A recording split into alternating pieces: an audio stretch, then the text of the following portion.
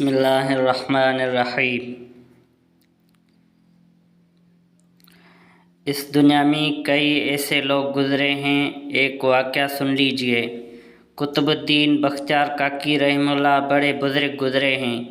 دہلی میں قطب مینار ان کے نام سے بنا اور اس کے قریب ہی وہ آرام فرما ہیں۔ یہ مغل بادشاہوں کے پیر تھے۔ عبد وقت کا بادشاہ بھی اگر مرید ہو تو پھر عوام الناس کا کیا کہنا۔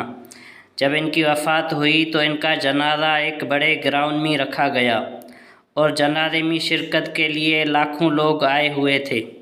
جب جنازہ پڑھنے کا وقت آیا تو ایک آدمی آگے بڑھا اور اس نے کہا کہ مجھے حضرت نے یہ وصیت کی تھی کہ میرا جنازہ وہ پڑھائے جس کے اندر 4 خوبیاں ہوں۔ پہلی خوبی کہ جس کے فرض نماز کی تکبیر اولیٰ کبھی قضا نہ ہوئی ہو۔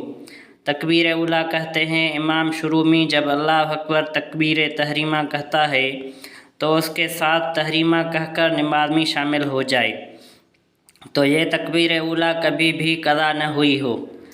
دوسری خوبی کہ اس کی تہجد نماز بھی کبھی قضا نہ ہوئی ہو۔ تیسری خوبی کہ اتنا پاک باز ہو کہ اس کی غیر محرم پر کبھی بھی ہوس کی نظر نہ پڑی ہو۔ اور چوتھی خوبی کہ اتنا عبادت گزار ہو کہ اس نے اپنی عصر نماز کی 4 سنتیں جو کہ غیر مقدہ ہیں کبھی نہ چھوڑی ہوں۔ جب یہ اعلان سن لیا گیا تو مجمع کو سانپ سونگھ گیا، خاموشی چھا گئی۔ کس کی جرأت تھی کہ وہ دم مار سکے کہ میرے اندر یہ 4 خوبیاں موجود ہیں۔ لوگ حیران تھے، مجمع پریشان تھا کہ کون یہ جنازہ پڑھائے گا۔ کافی دیر خاموشی رہی، بالآخر ایک شخص آگے بڑھا اور وہ زاروں قطار رو رہا تھا۔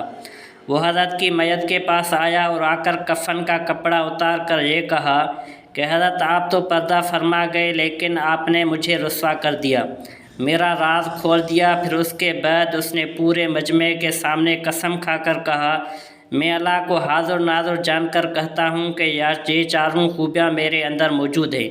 اور اس نے حضرت کی نماز جنازہ پڑھائی۔ لوگوں نے دیکھا یہ وقت کا بادشاہ التمش تھا۔